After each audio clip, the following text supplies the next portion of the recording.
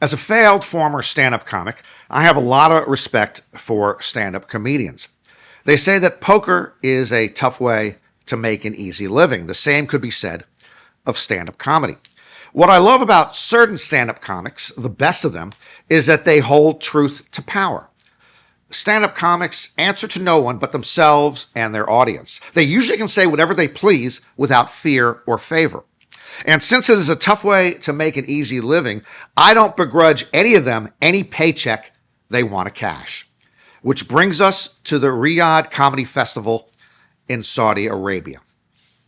Yes, who knew that the biggest comedy festival in the world is where they hang people every 36 hours? You may recall that many professional golfers went to the Saudi Arabian-backed Live Tour for great sums of money. This was controversial because of Saudi Arabia's long-standing poor human rights record. But these golfers are free to do as they want, and we are free not to like it. Similarly, many top comics are taking money for the 2-week comedy festival running in Saudi Arabia right now. And once again, they are free to do it, and we're free not to like it. I don't like it. Among the talent prostituting themselves are some of the biggest names in stand-up. Dave Chappelle, Bill Burr, Kevin Hart, Pete Davidson, Louis C.K., Sebastian Maniscalco, Jeffrey Ross, Chris Tucker. It's hard to say no if you're offered the biggest payday you might ever see for one show. Many of the comics are getting in 6 figures. The biggest names are getting reportedly in excess of $1 million for a single night. Comedian Marc Maron was critical of his colleagues. He said, quote, "How do you even promote that? Like from the folks that brought you 9/11, 2 weeks of laughter in the desert," end quote.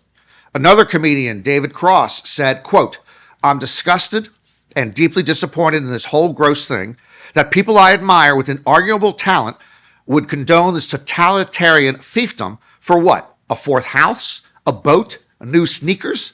End quote. Maron and Cross speak eloquently for how I feel. And part of the problem is this. Comics are big on freedom of speech and understandably have complained a lot about the cancel culture. Yet part of their contracts to perform at the comedy festival forbids them from degrading or ridiculing the host country or the royal family.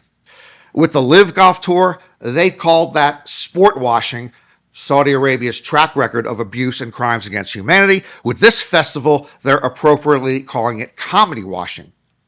By the way, a word, if I might, with Louis C.K., whom I used to greatly admire. Then we found out, Louis, that you forced female comics and female staffers to watch you masturbate. You kind of apologized, took a couple of months off to gaze at your navel and consider your misdeeds, then returned to the stage without even addressing your conduct. Really? I probably would have gone back to college, gotten a degree in theology, maybe pivoted to a career as an actuary, living a chaste life for the rest of my years.